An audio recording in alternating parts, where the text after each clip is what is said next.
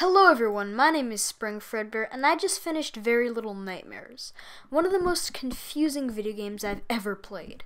But I'm not here to rant about having to push trash cans around for half an hour. I'm here to talk about the ending. Alright, so if you haven't played the game yet, then go do that because there will be spoilers, and also you won't know what the hell I'm talking about. So, after our character makes her way through a mansion called the Nest, solving overly hard puzzles and outsmarting various monsters, she finally makes her way out of the place, and encounters who, judging by the statues and portraits littered around, is probably the owner of the Nest. Yet another person kidnapping thousands of children. But why? They're not using them for meat as there is no guests. So what are they doing with them?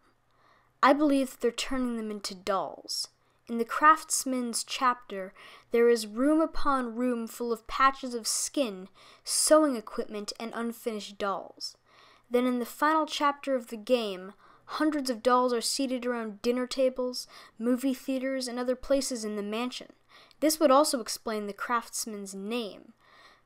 By the direction of the Nest's owner, he is killing children and crafting them into dolls made of flesh. So then our character runs away from her as she is chased down the side of a cliff. Then this mysterious girl who we've seen briefly throughout the game appears and crushes the owner of the Nest with a boulder. But then, plot twist, she's still alive, and she and our character fall off the cliff into the sea. Six's signature yellow raincoat washes to shore, but there is no sign of her or the Nest's owner. Then credits roll and it is pretty clear that Six is dead. But the developers have made it abundantly clear that this game is a prequel, and Six isn't dead because we know that she went on to live in the Maw for many years and eventually kill the lady before leaving the Maw for good. So what's going on here? Well, the answer is actually quite simple. This isn't Six. So then if this girl isn't Six, who did we play as through all of Little Nightmares? Well, it is my theory that this girl, the girl who showed up a few times throughout the game, is the real Six. And here's why. First, let's look at the hair length.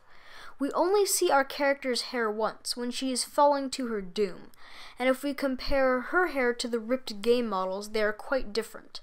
Six has short bangs covering her forehead and what seems to be a bowl cut.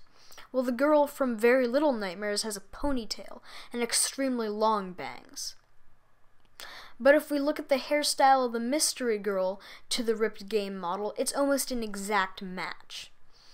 So then, why is Six wearing our Very Little Nightmares character's raincoat? Well, this is mostly speculation, but at the end of the credits, we can see Mystery Girl, who we presume is the real Six, walking down the cliff to the spot where our character drowned. And she could have grabbed the raincoat and put it on after it washed ashore. Alright, so what is the most notable feature about Six?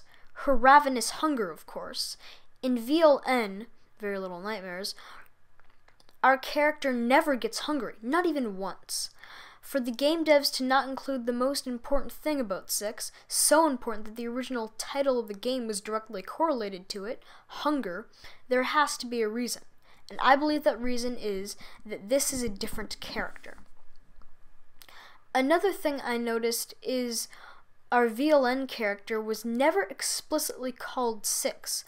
I went through every bit of promotional information regarding Very Little Nightmares on the App Store, Little Nightmares Twitter account, and the newsletter website, and not once did they ever call her Six.